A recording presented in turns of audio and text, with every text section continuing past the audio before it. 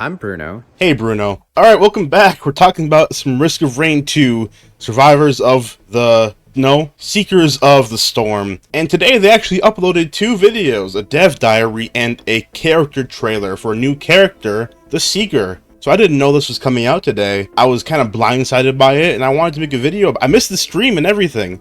I didn't know this was going to be released today. Apparently I missed a notification about a stream that they were going to do showcasing everything, and I missed it, so that's unfortunate. But we're going to talk about it today because I love Risk of Rain, and I'm really excited about this new character. So this is what the Seeker looks like. They kind of have like this monk aesthetic, and I suppose a big part of their lore is coming across Aurelian and realizing how to manipulate their own spirit, or just spirits in general, which is so cool. Now, I absolutely love how you actually have a character that aligns with some of the aspects of the world. You have mass, design, blood, and soul. Aurelianite is basically all soul. Well, not all soul, but it has so much soul that Mithrix was scared of him. So now having a character that can manipulate soul is just so cool. But let's not get too excited. We're going to go through the abilities. And in the dev diary, they go through the special first, so we're going to do that as well. And their special is Meditate. So you get this little quick time event, and not only do you get a big burst of damage, but you also get healing, which is super unique. This is probably the only skill, well, outside of Rex's ability, that can actually heal allies. Not only do you get damage and healing, you also get a stack of tranquility, which, okay. And once you get 7 stacks, the Meditate can revive people, which is nuts. So I'm assuming the tranquility stacks reset each stage, because only having to do 7 to revive someone and then having that revive forever seems pretty nuts. They didn't really show much about it in the video, so I'm going to assume that once you hit 7, you're stuck at 7 until the next stage and you can't go any higher. And I'm assuming you only get 1 revive, since the wording of the skill says when you get your 7th stack. So I don't think this is going to be a permanent revive, but I do think it is one free one. And you really have to hope that your friends all died close together, or else you're not going to get the ability off. I'm a little worried about it because this is the first real revive we've gotten, but at the same time, it looks really cool. So the primary is Spirit Punch, which launches 2 piercing attacks and then 1 explosive attack, which also scales with your tranquility stacks. So my first thought originally was that this is sort of like Artificer's M1, but only the first 2 seem to pierce, and the last one explodes, and also has a limited range. So you're not going to be able to snipe things from across the map like you would be on other survivors. Well, not all of them, but you know, a lot of the long-range survivors. So this is pretty basic, but you get 2 different types of AoE. You get this piercing attacks, and you get this one big explosive attack that also scales, which just seems really fun. The Seeker's secondary is Unseen Hand, where a hand comes out from the ground and punches everyone in the face. So this sort of looks like Rex's Mortar, but upwards, and it seems to have the same unlimited range. So I guess this is a good way to attack enemies that would be outside of your primary range. But one thing they mentioned is that it also heals. It drains health. So this seems like it's going to be another healing ability, but purely for yourself at least. Now this healing will come in handy a little bit later on because your utility is Sojourn. Sojourn? Sojourn. They said it in the video, how did I forget? So it kind of reminds me of Strides of Heresy. So it doesn't have a normal skill duration, but after a certain amount of time, you start taking damage, which seems a little odd. I guess having unlimited flight for free would be pretty strong, but at the same time, taking damage just feels a little weird compared to having it be a set duration, but there are ways you can play around it. You can probably get things like Planula or Razor Wire.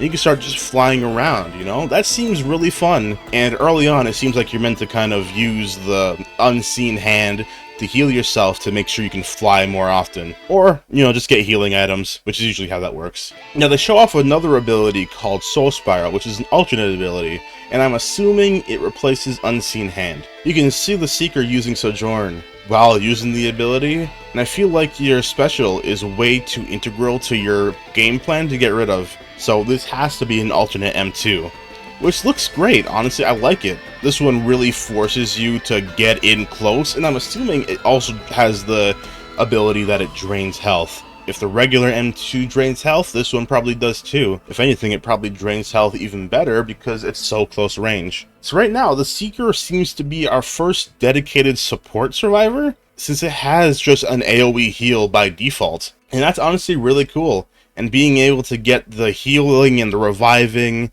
it just seems like a really fun playstyle. I'm sure a lot of people are very wary of the healing because having on-demand heals like Void Fiend is a little iffy, but judging from the playstyle, this seems more like a Rex situation where you're taking damage and slowly healing, although it's less on the taking damage side and more on the healing side. So I don't know, this looks like it's gonna be really fun, and honestly, it looks like an instant main to me. Now before we continue, there were a few things that were hidden in the dev diary video that I wanted to point out. At one point in the video, it looks like you pick up a warped echo, which says it splits incoming damage. It splits incoming damage, which is very different from something like the armor plating, which just reduces incoming damage. I want to say that it splits the damage you take among your allies, at least within a certain range, which I feel like makes sense to show off in a video that's also showing off the Seeker, since it's so focused on healing that allies taking damage wouldn't be as big of a deal.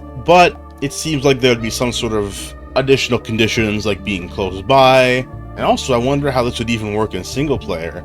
Would it split the damage among your drones and your turrets if you're playing engineer?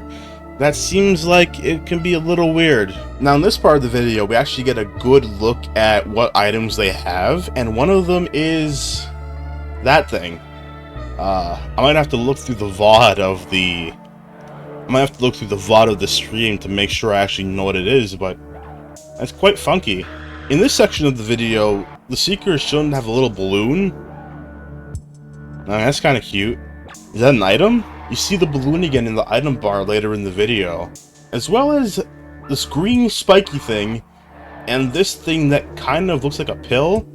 I think that has a green border. And now there's another item they're showing off again.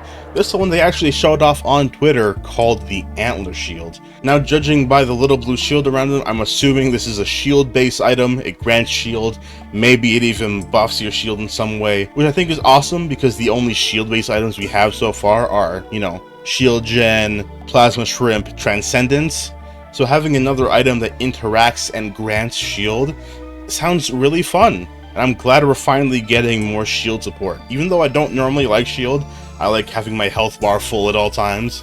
Being able to do a dedicated shield build that isn't just stacking infinite transcendences sounds really fun. Maybe it turns healing into shield. Why else would they be showing it in the Seeker video? Big brain, am I right? And of course, at the very end of the video, there is an homage to Chef, which isn't really a surprise anymore because I'm pretty sure Chef got leaked, unfortunately. But finally having Chef in the game is super fun, and I hope we see him very soon. I'm so happy for this.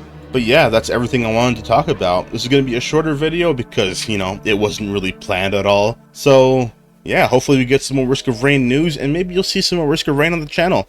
But yeah, that's everything. I'll see you.